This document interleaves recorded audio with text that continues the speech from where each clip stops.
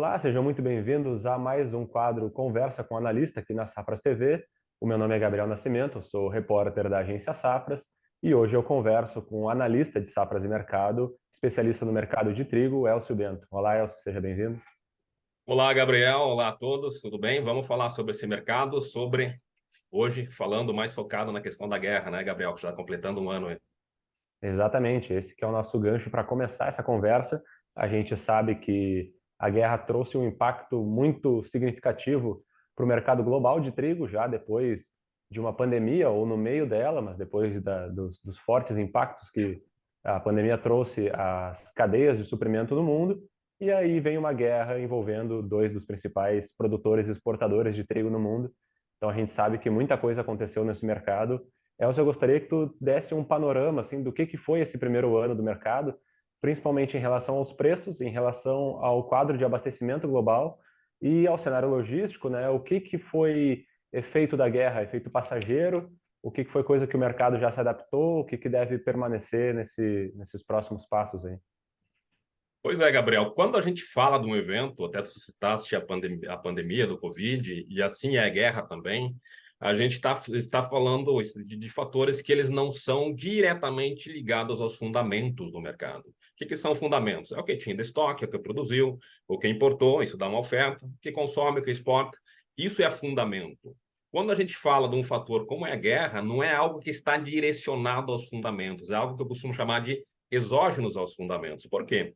A gente sabe que dentro dos fundamentos tem uma produção e tem um consumo que a gente sabe o momento que inicia a produção e sabe quando vai terminar este ano comercial. Então, aquela produção, ela vai ter que suprir o mercado durante um ano comercial. Isso tem um recorte bem definido.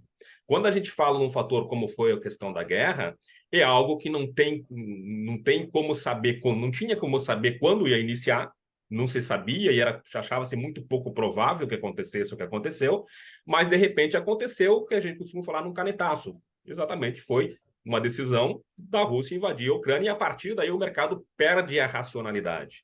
Não é uma questão fundamental. Claro que vai mexer nos fundamentos. A gente está falando de dois dos grandes fornecedores de trigo do mundo. Então ia bater, com certeza ia ter reflexos sobre os fundamentos. Mas num primeiro momento não mudou nada os fundamentos. Porque o que tinha de trigo, de trigo na Rússia continuou na Rússia e o que tinha de trigo na Ucrânia, que já tinha até produzido, já tinha plantado aquela produção, estava lá ou estaria lá na Ucrânia. Poderia, claro, como aconteceu em função do manejo, reduzir a produção, mas os fundamentos estavam desenhados para essa temporada. Só que o mercado perde a racionalidade. Costumo dizer que a guerra causou um tsunami nas cotações, aquela explosão das cotações. Por que ela aconteceu? Muito em função das especulações, do temor. O mercado não sabe o que vai acontecer, até que ponto vai subir, quais serão os reflexos. Eram dois os grandes fornecedores do trigo do mundo entrando num conflito bélico que deixaria muito incerto, deixou muito incerto o abastecimento. E o mercado foi testando esses limites de elevação. Foi até no final do mês de maio, as cotações que estavam no pré-guerra, em torno de 6,50 a 7,50 dólares por bushel em Chicago, por exemplo, chegaram a atingir no contrato spot 14 centavos de dólar, ou 14 dólares por bushel, né? De 6,75, 6,7 para 14 dólares. Então é uma explosão muito fora do normal. Independente de todas as incertezas e tudo que poderia trazer sobre os fundamentos, o mercado reagiu com a incerteza, com a instabilidade que gerou, perdendo a racionalidade e foi buscando um limite de resistência. Essa Elcio, resistência foi alcançada mais ou menos em meados de maio, quando atingiram as maiores cotações, potencializados e mexendo nos fundamentos aí assim, porque a Índia saiu do mercado naquele momento, mas teve uma explosão de cotações. O mercado, num primeiro momento, reage com a incerteza, muito mais além dos fundamentos. Depois começa a corrigir esses exageros, porque começa a perceber, primeiro, a comercialização na Rússia continua acontecendo. Na Ucrânia, bem verdade, fechou as exportações por toda a situação de incerteza na região, mas a Rússia estava com uma safra cheia e estava vendendo trigo no mercado internacional. Isso já começa a acomodar. Mas uma acomodação maior a gente vai ter a partir de junho. Por quê? Primeiro, porque nós tivemos o ingresso da safra nova no hemisfério norte, então os fundamentos começam a pesar, está entrando trigo novo no mercado. Se está entrando trigo novo no mercado, tem outros grandes fornecedores e não necessariamente tem-se a necessidade ou a dependência de buscar trigo na região do Mar Negro. Tem outros fornecedores fornecendo o trigo naquele momento. Tudo isso já começa a resultar numa acomodação das cotações. E junta-se a isso também mais um fator exógeno, que é a questão da incerteza em relação à economia global, a elevação dos juros no mundo como um todo, mas especialmente nos Estados Unidos. Então, imagine, Gabriel, os caras tinham ganhado muito dinheiro com trigo em função da guerra. Tinha investidores que tinham comprado trigo a 6, 7 reais, 6, 7 dólares por bushel, e venderam acima de 10. Então, a partir do momento que os fundamentos começaram a pesar sobre as cotações, o mercado começou a realizar. O que a gente pode dizer? Hoje, os preços que a gente tem no mercado norte-americano, por exemplo, eles estão inferiores aos pré-guerra.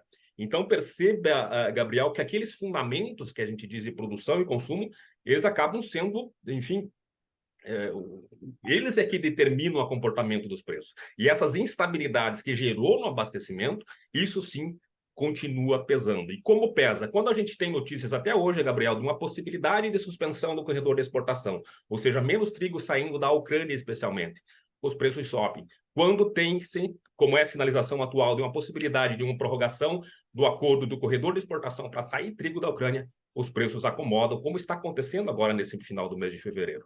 Então, para fechar e não se alongar muito sobre essa primeira questão, Gabriel, a gente teve um primeiro momento de instabilidade gerado pelas especulações, muito especulativo, porque o mercado perde a racionalidade. Depois, o mercado, como a gente diz, precificou a guerra. O que acontece? O mercado sabe que a Rússia continua vendendo trigo. E este ano 22, 23, especialmente, começou no último mês de junho de 2022, tem uma mega safra na Rússia e tem entrado muito trigo, tanto é que o Brasil hoje já tem na Rússia o seu segundo principal fornecedor. Então, todas aquelas incertezas que tinham em relação à guerra, elas foram precificadas. Não quer dizer que os efeitos daquele tsunami que nós tivemos com o início da guerra ainda não estejam no mercado. O mercado ainda se ressente muito, porque são dois os grandes fornecedores. Então, qualquer notícia que venha da região e que possa trazer incerteza sobre abastecimento, reflete sobre os preços. Mas a gente pode dizer, eu acho com uma certa segurança, que independente do que venha acontecer em relação à guerra, e sempre a nossa torcida é que a guerra, enfim, termine o quanto mais rápido possível, mas independente de todas as incertezas que possa vir, além do que já tem da guerra, dificilmente os preços vão encontrar aqueles patamares lá do início da queda, de quando ninguém sabia o que poderia acontecer. Dizendo, para fechar, a questão guerra foi precificada. Então, incertezas vão continuar vindo. É um fator que está entre os principais que ficam no radar do mercado, mas no final das contas, no frigir dos ovos, os fundamentos dessa temporada 22-23 e da próxima, que já logo começa a vigorar, é que vão determinar até que ponto ou qual é o rumo que os preços vão subir. Se vão continuar ou vão vir abaixo dos níveis pré-guerra, depende dos fundamentos, porque a guerra já foi absorvida naquela incerteza. Os reflexos dela sobre os fundamentos, eles seguem, mas aquela incerteza e instabilidade não acontece mais, por isso dificilmente a gente venha ver preços de trigo novamente naqueles patamares que ficaram lá no primeiro, entre março e maio do ano passado. Sim, inclusive, Elcio, puxando por esse lado dos preços aí, uma informação interessante é que hoje os preços no contrato março, né, que é o mais negociado em Chicago, chegaram à faixa dos 6,92 por bushel, que seria o menor preço desde o final de setembro de 2021.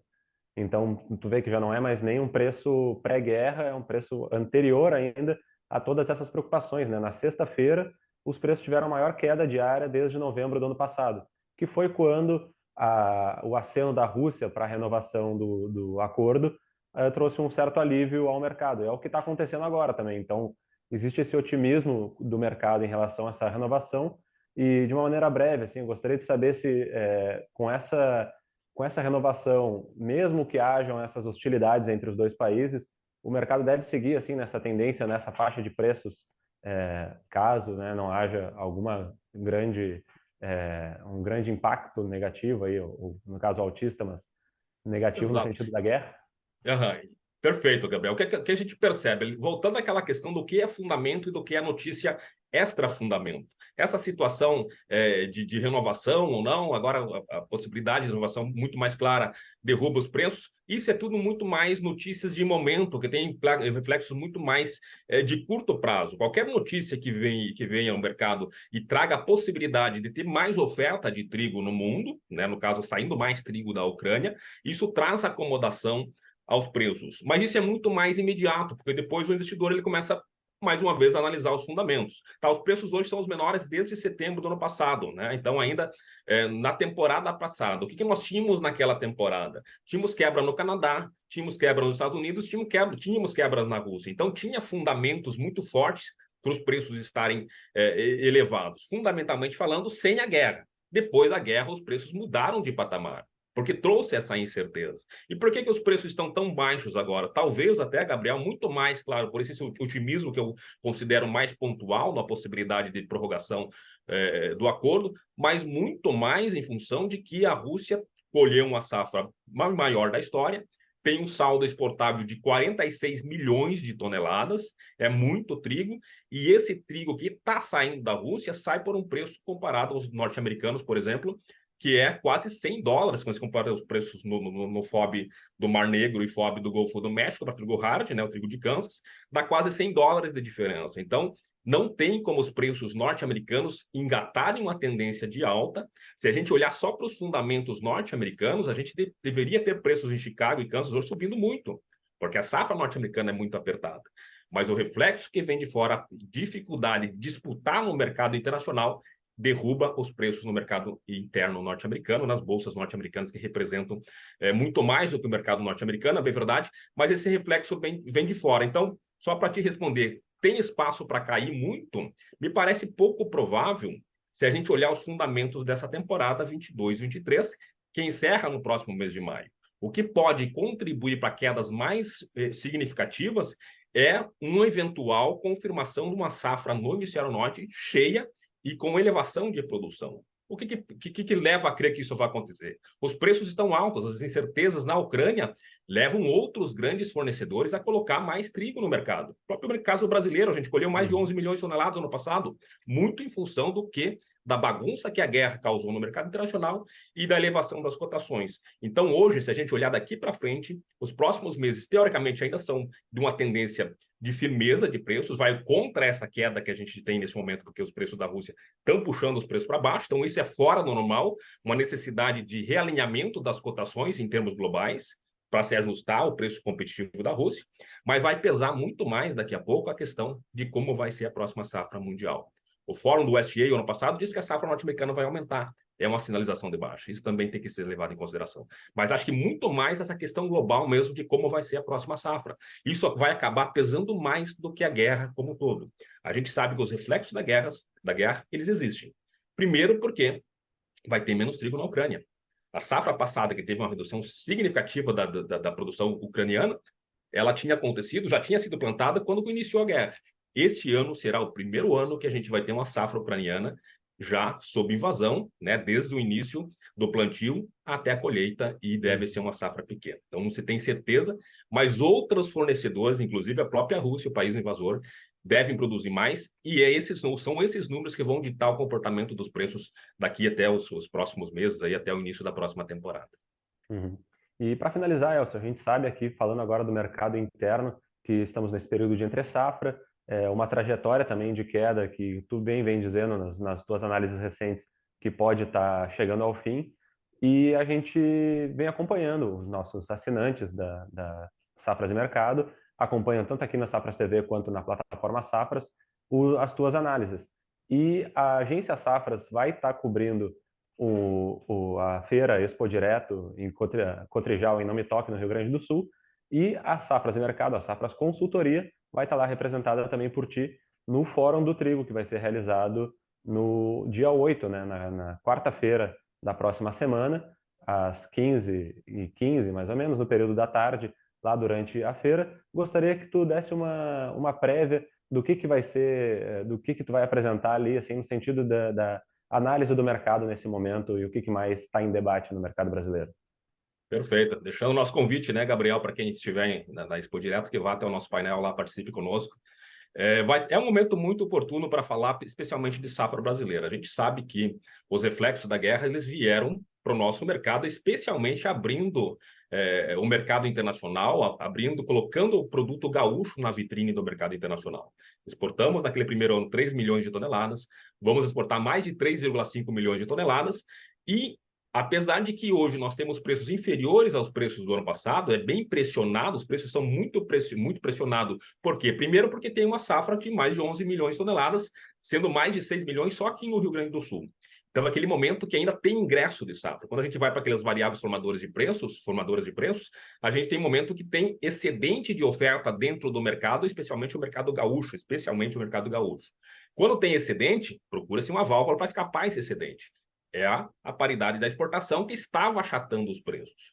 Quando a gente tem colocado nas nossas recentes análises aí que tem saído e os clientes acompanham na plataforma Safras, o que a gente tem colocado é exatamente que está chegando um momento que aquela tendência de queda acentuada que nós tínhamos, o preço do trigo no Rio Grande do Sul chegou a valer mais de R$ 2.000. Hoje está em torno de 1.400. Ao que parece, essa tendência de queda ela está chegando muito próxima, se não tem encontrado já um ponto de suporte. Por quê? Se a gente olhar só para a paridade de exportação, ainda tem uma margem de gordura para queimar, tem mais preços para cair. Mas quando a gente vê o contexto de abastecimento brasileiro, aquele excesso de produção, aquela força de pressão de excesso de ingresso de safra, ele começou a ser já absorvido pelo mercado. A partir de agora, o mercado começa a ficar mais acomodado, o produtor já começa a ter mais argumentos para acreditar. Se olha, por exemplo, os fundamentos, sabe que já saiu mais de 2,5 milhões de toneladas já foram exportadas, sabe que tem saído, quando a gente vê o trigo do Rio Grande do Sul, que é onde tem excedente, tem saído trigo para cabotagem, trigo brasileiro indo para o Nordeste do país, aqui do Rio Grande do Sul, isso também alivia a pressão. Moinhos do Paraná comprando bastante no Rio Grande do Sul, ou precisando ainda, quando você olha um pouco mais a médio prazo, precisando comprar. Por tudo isso que a gente tem já uma perspectiva de que o preço deve estar muito próximo, se não ter tocado o fundo do poço para essas cotações, e a partir daí começa a responder aqueles fundamentos daquele momento mais de entre-safra, que aí sim, se a gente for ver, o Brasil é um importador, nós produzimos menos do que consumimos, então chega o momento de entre-safras que os preços começam a migrar para a paridade de exportação. E a partir desse momento que, claro, começa a ter espaço para recuperação de preço. É imediata? Parece muito pouco provável que seja agora nesse final do mês de fevereiro. Possivelmente também em mês de março o espaço para subir é pequeno. A gente vai ter agora toda a safra de geirão ocupando praticamente toda a logística, tanto interna quanto portuária. Então o trigo vai ficar bem parado, mas me parece que a partir do final do mês de março, abril, a gente começa uma tendência de recuperação de preços. Como a gente sempre fala, são 3 vetores de formação de preços. Isso tudo a gente vê a atual situação de preço internacional e de câmbio. Não dá para a gente dizer que com certeza a gente vai ter esse movimento se de repente o câmbio mudar totalmente, vir para baixo, vir para cima. Isso pode reduzir, né, amenizar a tendência ou potencializar. O mesmo vale para preços internacionais. Mas me parece muito que a gente já está chegando naquele ponto de suporte, né, que os preços devem começar a recuperar e os agentes tendem a procurar, ou melhor, devem seguir a partir daí esse cenário de formação de preço. Reforçando o nosso convite para quem quiser nos acompanhar na Expo Direto, estaremos lá, né, Gabriel? E lá a gente vai ter uma análise mais completa, exatamente, já traçando, inclusive, o que a gente deve esperar para a próxima safra em termos de produção. É isso aí, Elcio. Te agradeço pela análise, pelas suas informações. Também faço esse convite para que o espectador nos acompanhe na plataforma Safras, toda a nossa cobertura do mercado de trigo e agora, na semana que vem, em específico, da feira, da Expo Direto, na agência Safras e na Safras Consultoria. Nós estaremos lá fazendo essa cobertura. Quem não é ainda assinante pode acessar safras.com.br e pedir um demonstrativo da plataforma para conhecer o nosso produto, conhecer as nossas informações, as nossas análises e ficar por dentro do mercado do trigo, que é muito importante. E também se inscrevendo aqui no canal de Safras e Mercado no YouTube para acompanhar essas conversas, essas entrevistas e boletins com informações também pertinentes. Elcio, muito obrigado. Nos vemos na Expo Direto, então. Nos vemos lá, Gabriel. Um abraço a ti, um abraço a todos. Até a próxima. Tchau.